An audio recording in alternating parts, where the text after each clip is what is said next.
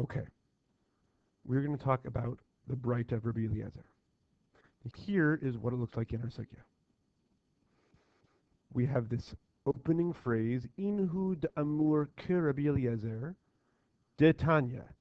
This is our signal that we here have a source. As we've been doing, we're going to look at the source on its own first, then fit it into our sugya. So,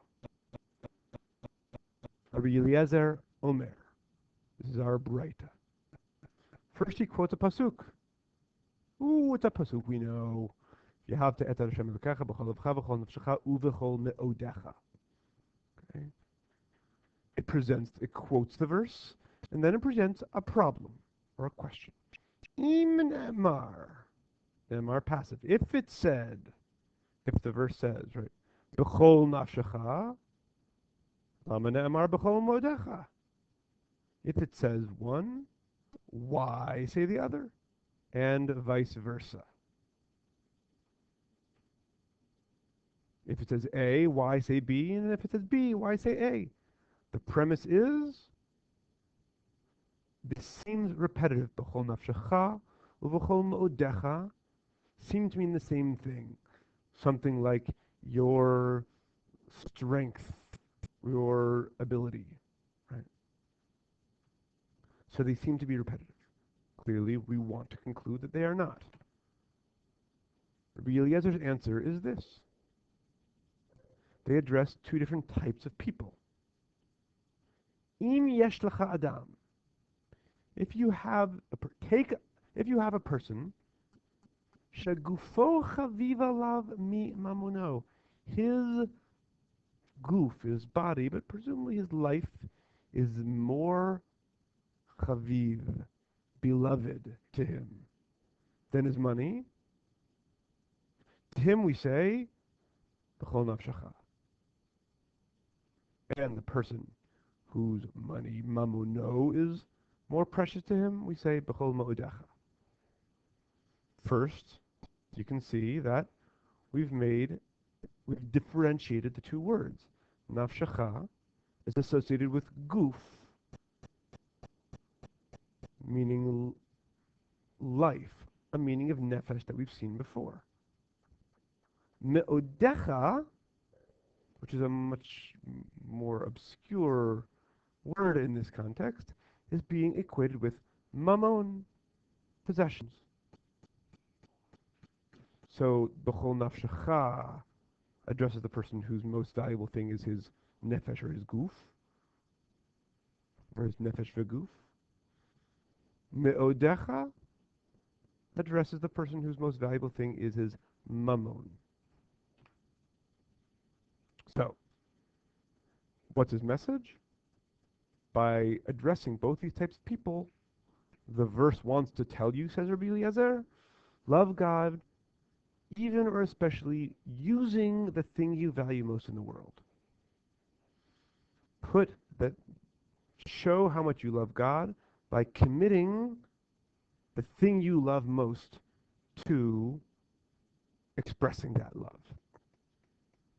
Now, how exactly are you supposed to do that? Rabbi Eliezer doesn't say. Just taking this source on its own, in isolation from the context here, I would think it might mean something like you should use your life, your strength, your energy, if that's the thing that you love the most, and or your possessions, your money, your power, whatever it is, to express your love for God. How do you do that? Well, you can donate possessions, money, wealth.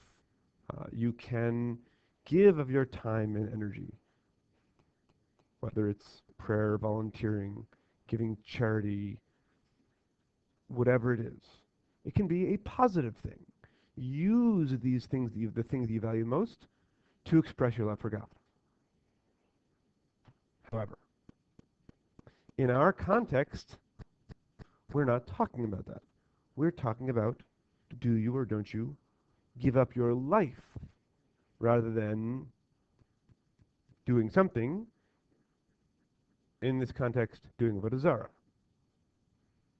So here's back to the original line. Here is how we introduced this.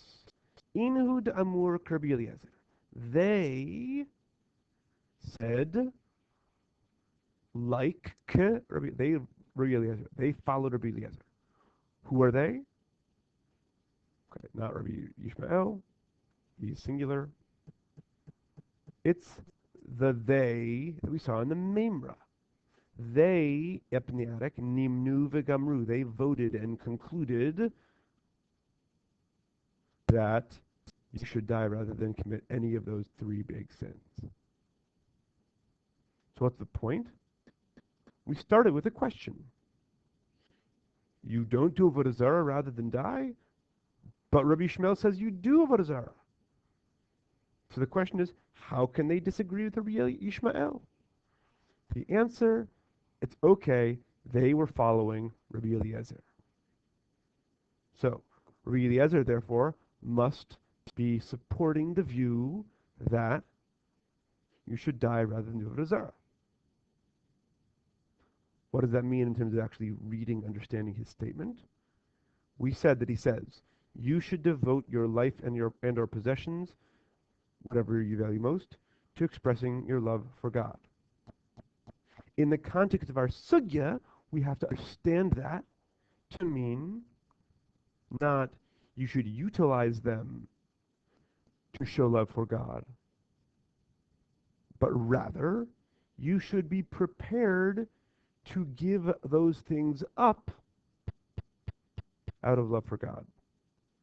In other words, if you're choosing between your life or possessions and your love for God, you should be willing to give up the life or possessions, the thing you should be even willing to give up the thing that values most, if that's what it takes to show your love of God.